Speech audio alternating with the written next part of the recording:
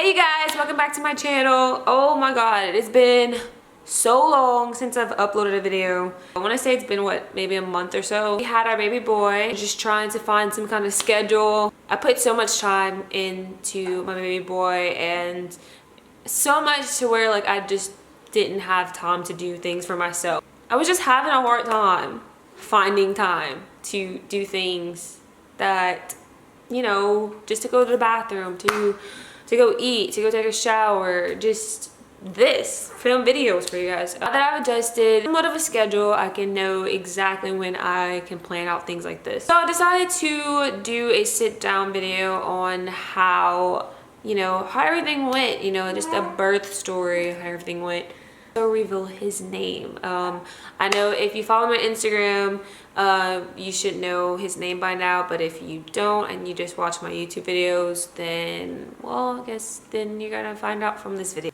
So this is Graham.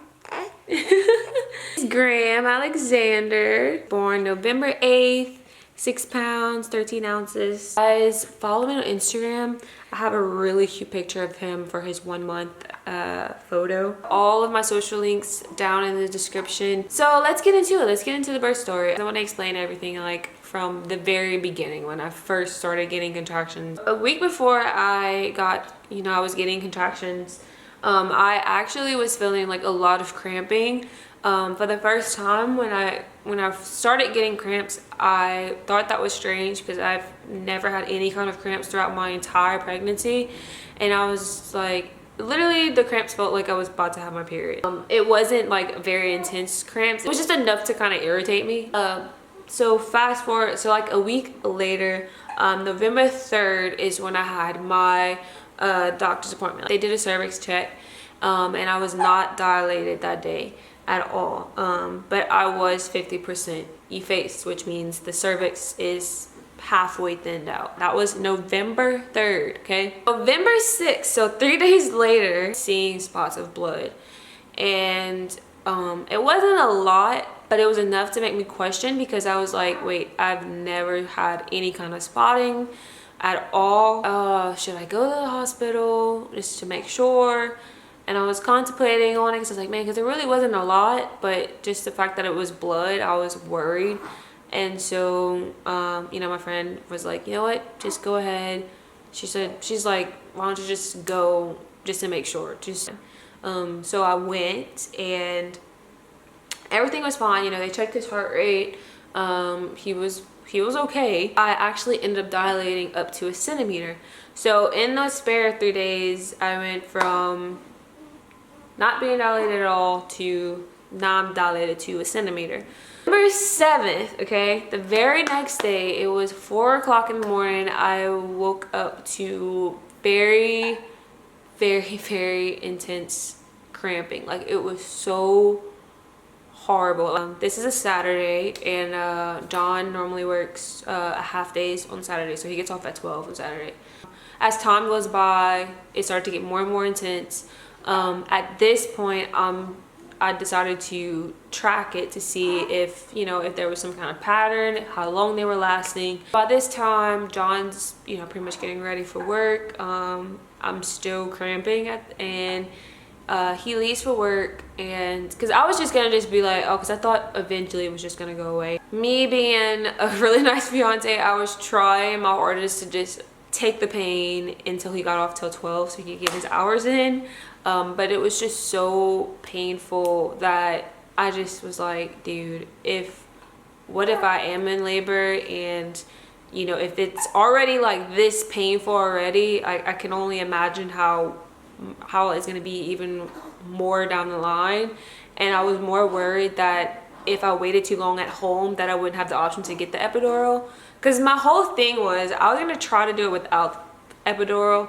And when I actually felt what the contractions felt like, I was like, oh, I don't know if I'm gonna be able to do that without medicine. You know, I don't want to wait too long at home and not have the option to be able to do it. So I called John. I'm like, look, let's just go to the hospital just to make sure.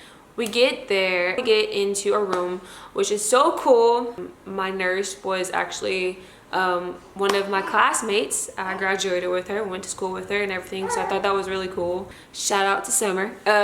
She did my cervix check, and I just want to mention, she was so gentle doing my cervix check, because I absolutely hated doing cervix checks. I had a centimeter and a half when I got there, so I was nowhere near being like in active labor, but I was just in so much pain. It was just crazy. I was like, wow, why am I in so much pain already, and I'm only a centimeter and a half? It did not make sense to me at all. Stay there for a little while to see if I would dilate anymore while I'm there. The whole time I'm at the hospital waiting to see if I would dilate anymore, I'm just hurting really bad. And they had another nurse that came in, and she saw like I was in a lot of pain, and she was telling me like, try not to tense up too much because you're gonna make it worse. And I'm just thinking to myself, I'm like, I'm not trying to do it on purpose, but it's painful. Like, I got up to almost 2 centimeters while I was there, and you have to be at least 3 centimeters to be able to stay at the hospital. So they basically told me that I had to go home, honoring them. And she told me, she's like, look, you know, once it gets to where it's like really intense, where like the only thing you want is epidural and it's lasting for 2 hours, then she told me just to come back to the hospital. The nurse did tell me, she's like, look, you may be dehydrated, go home, just drink a lot of water. That may be the reason why you're hurting as much as you're right now.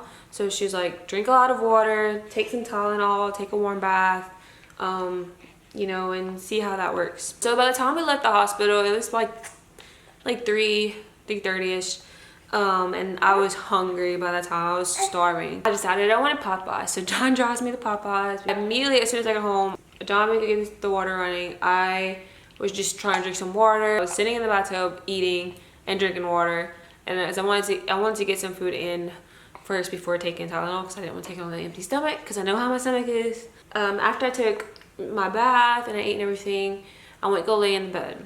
I was like, okay, I want to go lay down. I stayed in there for like a little bit, and I was like, no, I need to do something. I need to move. I was like, John, how about we put the Christmas tree up? I don't know. So I asked him, I was like, hey, can you put the Christmas tree up for me? I'll fluff it out and decorate it. They rolls were out, and you know, I'm trying to decorate the Christmas tree and everything. And it was hard for me to ignore. It was so painful. Needing to go to the bathroom out of nowhere. So I go to the bathroom, and like I started to lose some of my mucus plug, more intense by the time. So I lost my mucus plug, and they were getting more and more intense. I actually ended up throwing up all of my Popeyes food, which I was very upset because I was very hungry, and all of that just gone. I told John, I was like, I think it's time to go back. Painful. Like, it was so bad, I couldn't even catch my breath half of the time. It was horrible. So we left, and by the time we get to the hospital, like this time, like it's so bad. Walking was horrible. It was just so hard for me to walk. The first time we went there, I walked in the lobby like with no problem. I was trying to catch my breath, trying to be calm. It was just so hard to stay calm. And they actually had to wheelchair me. I had to use a wheelchair to go to my room that time. The hospital around 6 o'clock that time. So, you know, basically from 3 to 6, being at the house, we had already had to go right back to the hospital. They did the cervix check. I was actually at 3 centimeters, so I was able to stay at the hospital. This is where things kind of get a little crazy. I knew right away that I wanted the epidural. There was no way I was gonna be able to do it. Not have the epidural, you have to get like the fluids. I forgot what type of fluid it is, but like you have to get like some kind of fluids in your body first before getting the epidural. This is where the shit show happens. So everyone knows I'm a very small person. I have very small veins.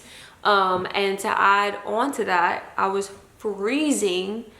I don't know why I was so cold. I cannot warm up no matter how much I tried. I don't know if I was like my adrenaline, I was kind of freaking out a bit because I didn't know what to expect. It just made my veins even smaller. For them to put the IV in me so I can get the fluids. The first lady that I had, yes, I said first lady. She stuck me, and almost immediately the IV blew and my arm started to fill up with the fluid and had like pretty much like a little bit of a knot. And the second one, she tried again, it blew again. She tried for a third time and it blew again. So they call the best of the best, I'm sorry, I'm gonna just say it like that, but they call like the best of us, this lady who loves doing things like that. She said she never misses. Really annoyed because I mean I got stuck 3 times already, like in a lot of pain from the contractions. She goes for it and she makes it. She gets it. She turns for a second to pick the bag up higher so that way it flows faster, and I don't know what happened right there, but like she moved a certain way, yanked the needle completely out of my arm, and the blood was just like gushing out. I was so pissed off because at this point, like, I mean, come on, that's 4 times you stuck me. I finally get somebody else and they made it in. So I got stuck 5 times. That whole time I was just sitting and just dying. My arm was hurt, like my arm was sore. I was dealing with the contractions. It was not fun. I was very mad. So finally, I got the fluids. I had enough of the fluids in to get the epidural. The lady came in and she, you know, they told me like not to move and stuff like that and blah, blah, blah. And I remember just being in like so much pain. Like I had so much, like the contractions were so horrible that when she stuck me with the needle, like I didn't even feel it because I was in the middle of a contraction at the same time of her putting the needle in. The contractions were just way more intense than the epidural. So in case you're wondering if you're scared about getting an epidural, that's my take on it. I just didn't feel it because I was just in so much pain with the contractions. It's probably gonna take like 15 minutes or so until you start to feel numb or whatever. And I remember feeling like, I don't know, like almost immediately I felt numb, but I don't know if that was just because I wanted to feel numb, but whatever. Doing another cervix check on me, and like I felt pressure, but it didn't hurt. Like I didn't really feel her, but it just felt like a little bit of pressure down there. And then when I had another cervix check later on, I remember being like, I can't even feel her at all. Like it was just completely numb. It was so weird. At this time, I had, you know, the epidural in, feeling wonderful because I can't feel any contractions. And John's like looking at the monitor. It's like he was like, "Ooh, that was a big one right there. Did you feel it?" I'm like, "No, I don't feel anything at all." You feeling better? Yeah. Epidural is my best friend. I was pretty much dilating a centimeter an hour. Like that's probably why the contractions were so bad for me, because it was just moving so quickly until I got to 6 centimeters and like everything just stopped. And I remember John looking at the like going check and he was like there's like no big contractions anymore. So I pretty much stopped at 6 centimeters. I don't know exactly what time it was. You know what? I'm glad because I can have this time to take a nap. Like I remember saying, I need a nap. I remember it was like maybe like 6 o'clock or so, and I was dilated to 9 centimeters, and they wanted me to kind of like start like getting ready to like do practice pushes and stuff like that. I did end up getting the birth ball, the peanut ball. That I think helped get me to 10 centimeters because I was at 9. I got the peanut ball, and then all of a sudden, oh yeah, had a nurse come up. It's like, we're ready to push. It's time to push. I remember thinking, I'm so glad I stopped at 6 centimeters because I had time to get some full night's sleep to prepare to get ready to push. Because if it would have been like in the middle of the morning, 3 o'clock, and he was, you know, ready to come out, I would have had no energy whatsoever to push at all because I was getting so tired. We started to push, and fast forward, you know, I'm pushing, everyone's saying like, you know, I'm doing a job, whatever. and I get to where like his head's out, and the nurse asked me, is like, do you want a mirror? And I was like, yes, because I wanted to see exactly what pushes were making him come out, because obviously I've never done this before, so I don't know what pushes are the right pushes. The doctor tells me, yeah, like once you're gonna get like past the ears, then he's just gonna pop out. And yeah, pretty much like no soon after, like we were pushing and got to like, he just, and I'm looking at him in the mirror, and I'm not even pushing anymore, and he just like plops, like the rest of his body just plops right on out. And I was just like, wow, that's crazy. That was insane. I ended up pushing for 25 minutes. Not too bad for first time. They take him to the side, they go weigh him and all that stuff. And then me and John in tears, crying.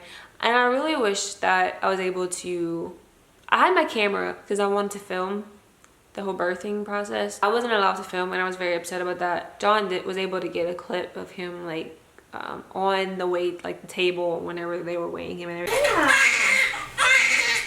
You know, at least I can hear his first cries and everything. I'm at least thankful for that. But yeah, so they noticed that he was breathing a little bit fast than normal. I did get my skin to skin. I was not thinking anything was major, because I mean, I had a very, very healthy pregnancy. I had no complications whatsoever.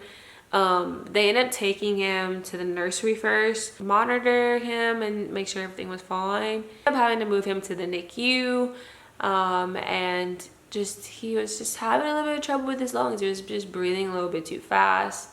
And I'm gonna kind of fast forward this part here, but basically, all in all, he had to stay in the NICU for pretty much for a whole week, and it was very rough for me, because me and John was in the hospital for just like a few days, and then we were able to leave. So we were discharged, and he had to stay at the NICU in the hospital. So it was very rough for me. We just kept going to see him like every single day.